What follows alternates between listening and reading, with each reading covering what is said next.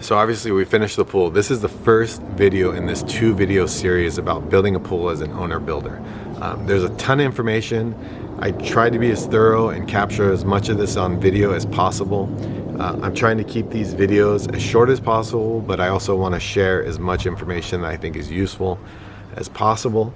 So be sure to watch the entire video, the first one and the second one, and leave a question below in the comments if you have any feedback. The other thing too to keep in mind is, I think what I found out is pre-planning as much as possible is critical. Plumbing and electrical is a very critical part of building a pool. Get on the same page with whoever you're going to use early on in the process. I know finding the equipment was difficult right now because everybody seemed to be building pools. But watch the rest of these videos because there's a lot of useful information that I share throughout the process. So thanks for tuning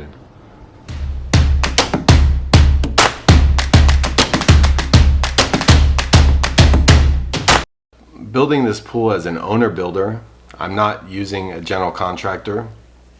Not because I want to. I mean, I think I'm not trying to circumvent or say anything negative about using a general contractor. I think there's a lot of value. I think having a general contractor for the most part is an extremely valuable tool and method for building things. And there's a lot of protections in place when you have a general contractor that protect you, the consumer. And those are good things. What this really comes down to is Erika being 8 months pregnant, being surprised that we weren't expecting to have another baby, and her wanting to get this pool done rather quickly. And all the contractors I spoke with about building a pool, they were all 3 to 6 months out from even starting the process. And so it got me thinking that I could probably do this on my own. I've done a few owner builder projects in the past.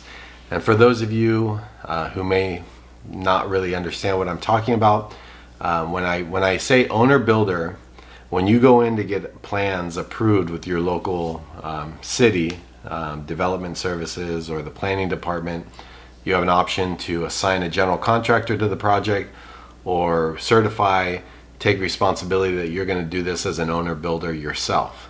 That doesn't mean you're necessarily going to get out there with a hammer or a shovel and do all the work yourself, but you're going to manage and you're going to be responsible for the undertaking of the project.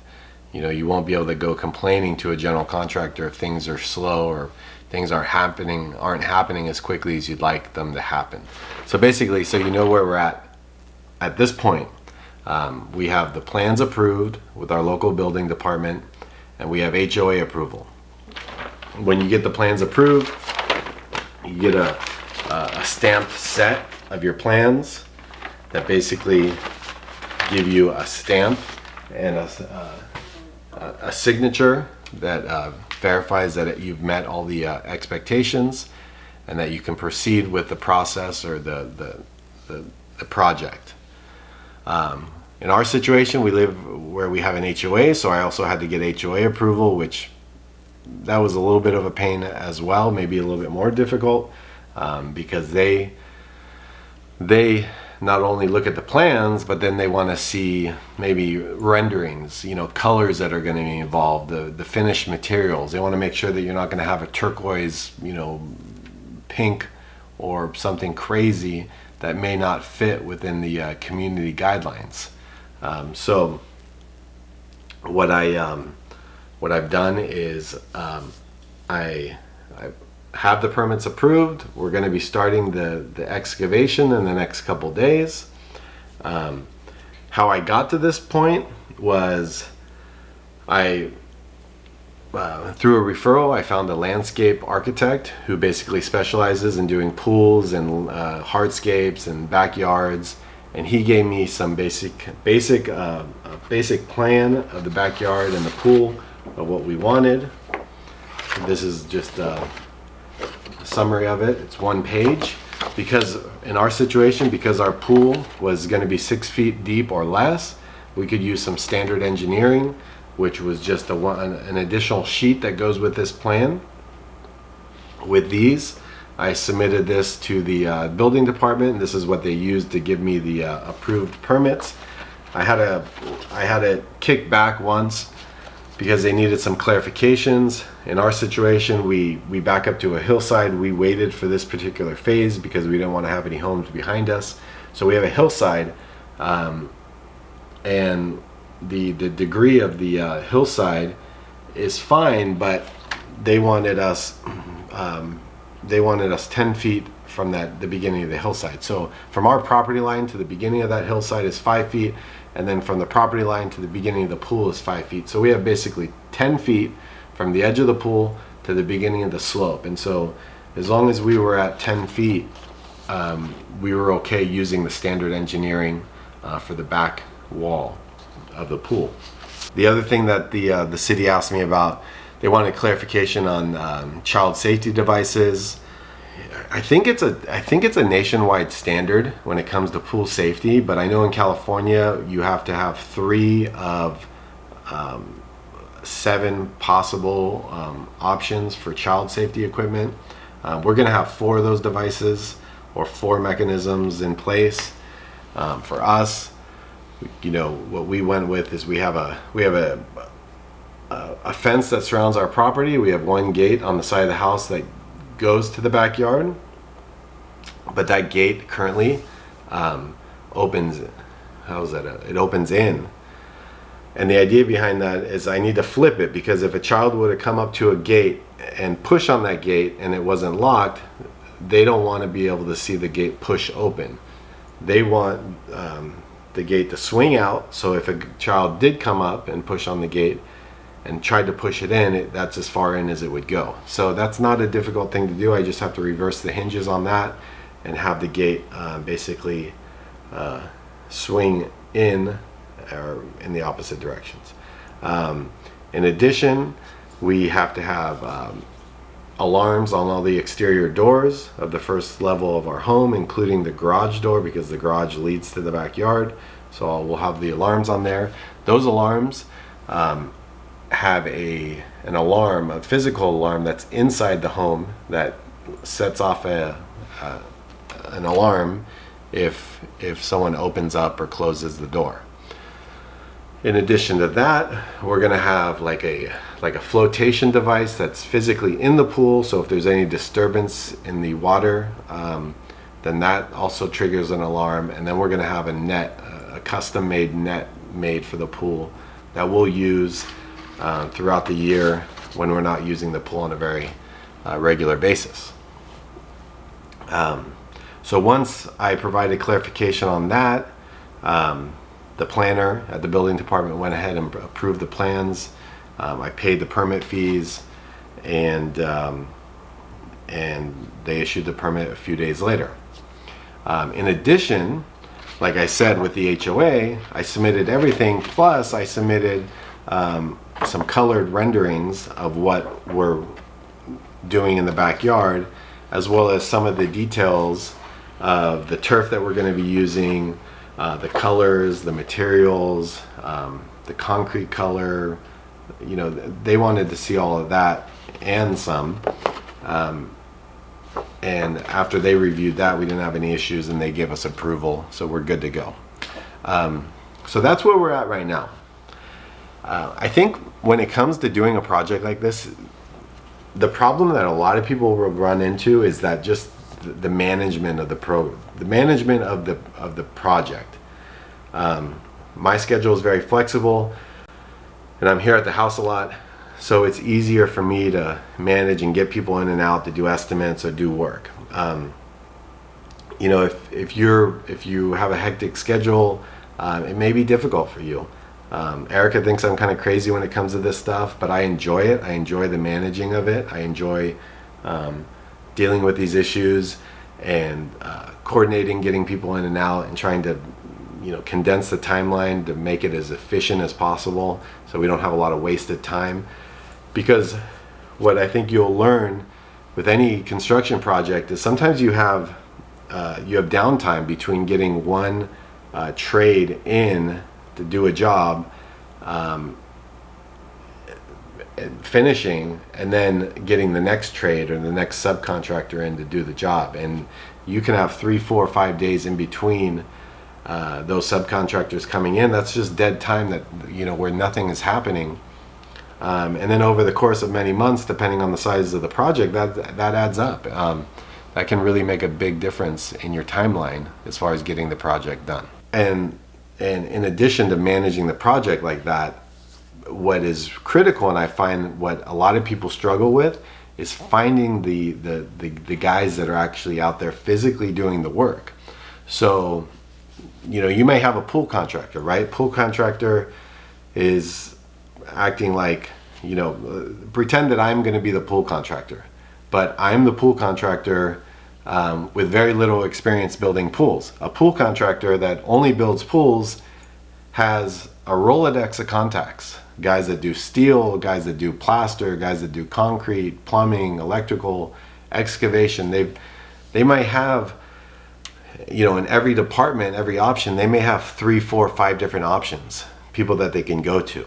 And so these guys aren't guys that you typically just pick up the yellow pages or go online and Google search and find them, because those guys typically all work for contractors, and so they're not readily, you know, out there or putting their information out there as if a contractor, you know, like a contractor would, to try and drum up and generate business. In my situation, I think I've gotten lucky because through some referrals and some friends, you know, I found a guy that's going to be digging the pool. I found another guy that specializes in doing plumbing and electrical just for pools. Now those contacts have led me to more contacts. And so I'm starting to put all that together and starting to put my budget together and put my timeline together of getting this project done. And so that's where, you know, that's the additional legwork. If you want to put in some additional legwork where you can save some time and possibly save some money. But it's up to you. You know, again, there's a lot of value in using a general contractor. I'm not telling you not to use a general contractor. I'm just giving you my my personal experience, and I want you to hopefully follow me along through this journey. I'll check back in with you in a couple days when we start the digging. We're going to start it on Monday, and hopefully we have a fairly smooth process.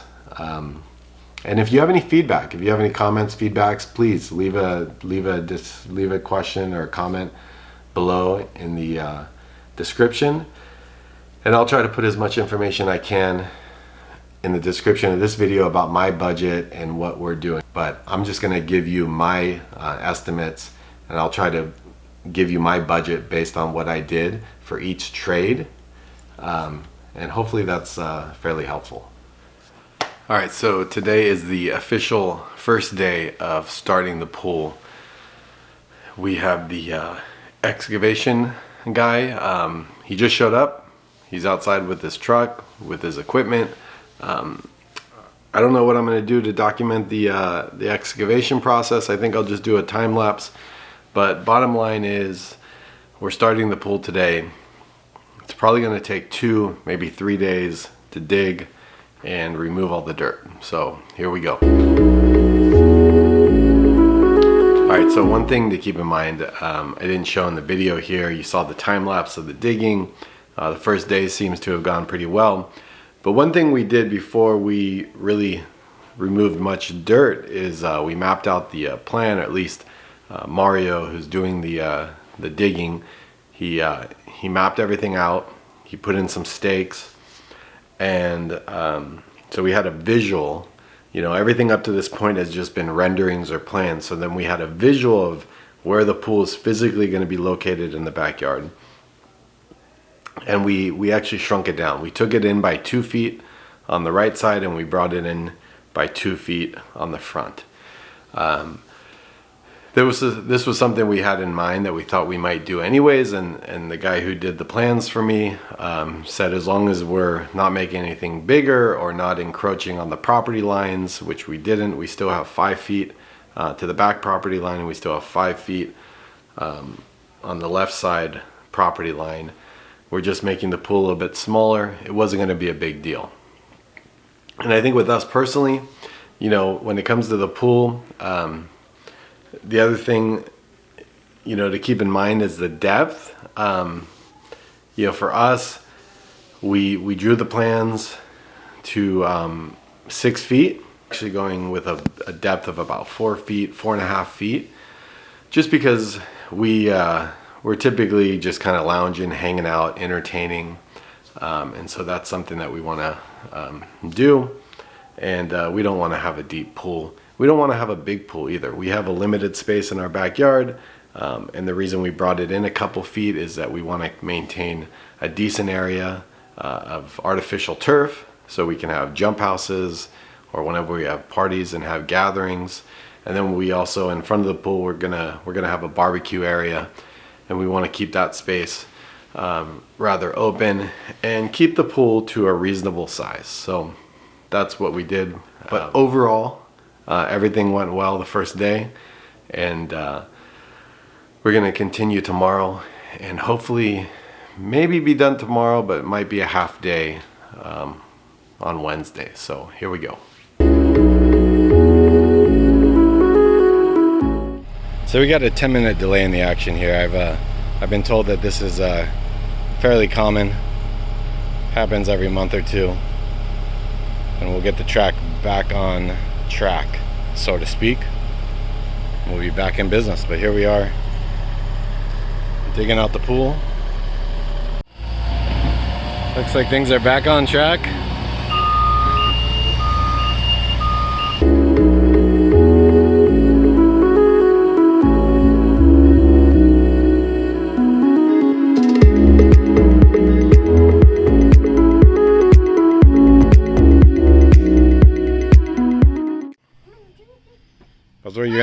That's what you're gonna do when you jump in the pool. What the? This is taller than me. Yeah. Bigger and deeper. But it's not gonna be this deep because they're gonna put the concrete, so the concrete's gonna be like a foot above this. And then will I be still able to see or stand? Will I still be able to stand under the water? No, you'll be under the water. You'll have to be swimming to the edges. Listo para rebar. We're ready for rebar.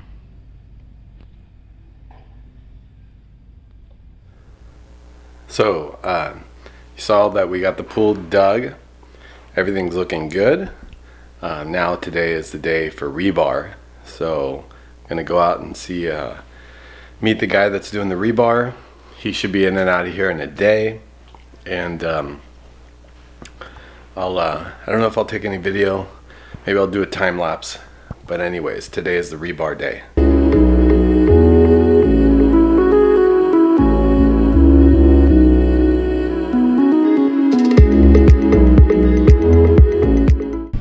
The rebar is all done, guys. What do you think? It's pretty cool. It's looking good. So a quick little update. Rebar is done. They were in and out in a day. He and his crew did a fantastic job. It's always nice when guys come in, do what they're gonna do. They start when they say they're gonna start, and they finish when they say they're gonna finish. So now we're off to doing plumbing and electrical. Hopefully, I can get the plumber and electrician in here in the next day or two to keep this project moving along. And then I think we'll be ready for our first inspection. So there you go. That's the update for today. Also, something you should keep in mind when you're doing the plumbing for electrical, when you're doing the electrical and you're doing the plumbing, before, when you're submitting your plans and thinking about down the road, like for us, on the plans with the city and the HOA, I put in that in addition to the gas line we were running for the pool, I also wanted a gas line for the fire pit, and I wanted a gas line for the barbecue. Those are on the plans. That's what the city approved, so I won't have any issues having those gas lines. So for example, like if your plans are only approved for the pool gas line, and then you say, oh, I want to add in a barbecue gas line or a fire pit, the inspector's not gonna, they might make you cut that out during an inspection if they see it. So keep that in mind. When you're planning ahead, think about what you're going to need power for, electrical, if you're going to be doing like an island, or you know, you may want to have a refrigerator out there, you may want to have a TV out there. So the more you can put into your plans, the more detail, whether it's gas, electrical, or whatever you're going to be doing, the better, because then you won't have any issues if you decide to do that and they say no, you can't do that because it wasn't on the plans. So just something to keep in mind. So today we're actually digging all the trenches. So we dug the pool, and now we're digging all the trenches around the exterior of the pool for all the plumbing, the electrical, and we also have to dig a new trench all the way down the side of the house to the gas line so we can run a new dedicated gas line. So, which I wanted to do myself, but Erika was like, no, just let someone else do it.